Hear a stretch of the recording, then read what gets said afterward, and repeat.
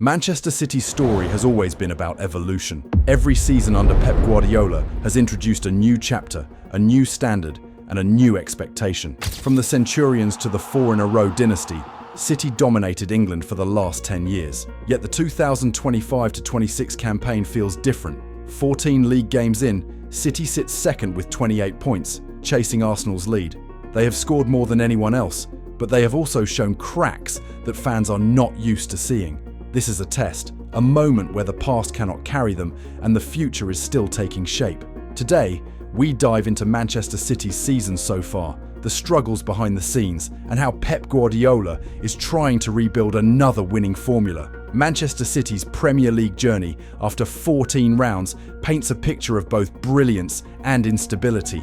They sit second in the table with 28 points, 5 behind Arsenal, but their numbers still look elite. 32 goals scored, none from penalties, stand as the highest in the league. They lead the division in shots on target with 86% accuracy. The output is good enough to chase the leaders, but not good enough to dominate the way they once did. Their recent form tells the same story. 3 wins and 2 losses in the last 5 matches reveal a team capable of blowing opponents away, but also capable of unexpected slips. The match that sums up their campaign is the wild 5-4 win against Fulham. City were in control at 3-0 and even at 4-1, but the game slipped from their hands as Fulham fought back. For a moment, the match looked almost out of control before City finally edged it. It was a victory, but Pep Guardiola was far from satisfied. The performance showed how inconsistent the team have become compared to previous seasons. In Europe, the signs are similar. Manchester City's 2025-26 Champions League campaign has been marked by both brilliance and vulnerability across their opening 5 matches. They began with a strong 2-0 home win over Napoli, followed by a hard-fought 2-2 draw away to Monaco. A professional 2-0 victory at Villarreal showcased their control, before a statement 4-1 triumph against Borussia Dortmund highlighted their attacking power. However, their momentum was checked by a shock 0-2 home defeat to Bayer Leverkusen, City's first group stage loss, raising questions about Guardiola's rotation choices. With 3 wins, 1 draw and 1 defeat, City remain well placed in the group, but the setback underlines the fine margins in Europe and the need for consistency if they are to mount another serious challenge for the Champions League crown. It is important to remember the context. This City squad is no longer the same group that ruled England with 4 straight titles from 2020 to 2021 to 2023 to 2024. After 6 Premier League trophies between 2017 to 18 and 2025 to 26, expectations are so high that even a second-place finish feels like a failure. Last season, they finished 3rd, their worst under Guardiola, and this season, they once again find themselves chasing rather than leading. Yet despite the turbulence, they remain just a few moments of consistency away from being serious contenders again. The reasons behind Manchester City's inconsistent start run deeper than simple tactics or form.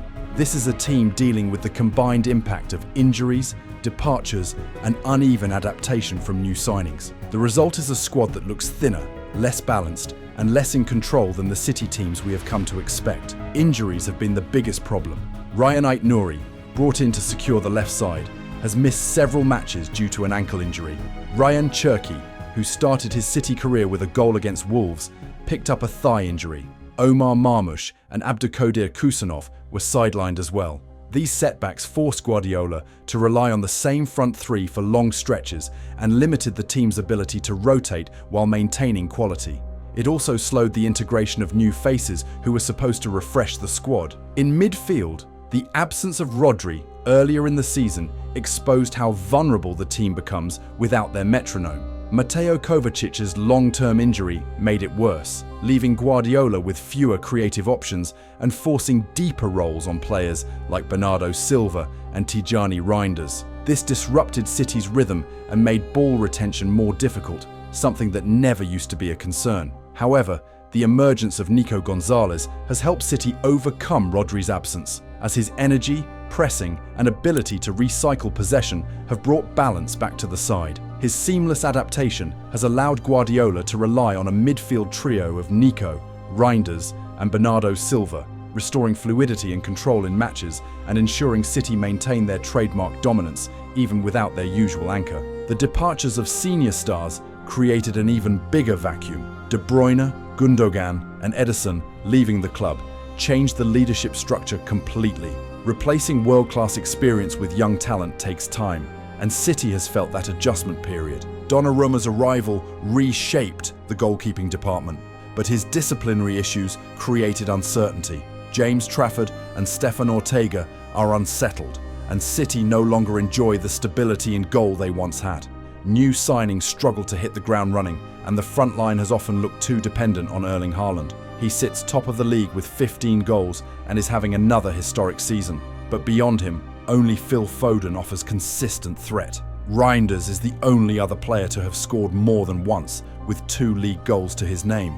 Beyond that, no other Manchester City player has managed more than a single league strike so far, underlining the team's heavy reliance on their star duo and exposing a lack of broader contribution across the squad. This imbalance has made City's attack appear one-dimensional at times, with Guardiola needing greater output from the rest of his forwards and midfielders to ease the pressure on Haaland and Foden.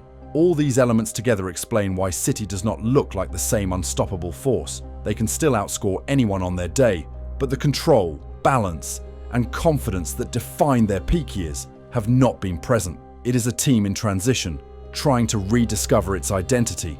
But if there is one thing history has taught us, it is this. Pep Guardiola does adjusts, simplifies. He returns to basics when everything feels unstable. This season is no different. Guardiola has responded by sticking to a core group of players he trusts most. Young Nico anchors the midfield and guides the tempo. Bernardo carries responsibility in build-up. Reinders offers balance. With injuries everywhere, Guardiola has leaned heavily on Foden and Haaland, and both have stepped up.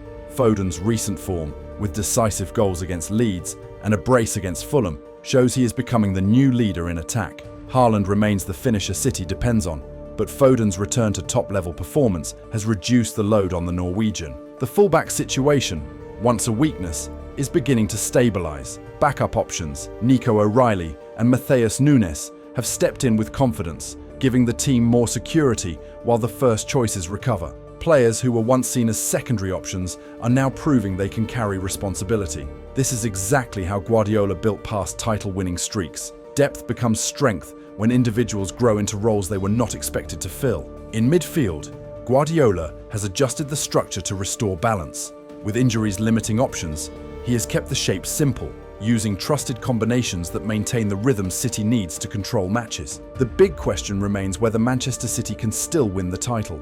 The path is difficult, but far from impossible. Historically, Guardiola's teams thrive from December onward. The winter months have always been the foundation of their long winning runs. Even in slower seasons like 2020-21 and 2022-23, City began with similar point totals before going on unstoppable streaks that carried them to the trophy. To reach the 90-point benchmark, they need to collect around 62 points from the remaining 24 matches. If Foden continues to rise, if Haaland stays fit, and if the injured players return to add depth, Manchester City can absolutely launch another title charge. Manchester City's 2025-26 season is the story of transformation. A team that lost legends, welcomed new faces, battled injuries, and struggled for rhythm is now trying to rebuild the identity that made them champions year after year. City remains very much alive in both the Premier League and the Champions League. The journey ahead will test them, but the potential for another surge is clear. The only question is whether they can find their rhythm before the title race slips away.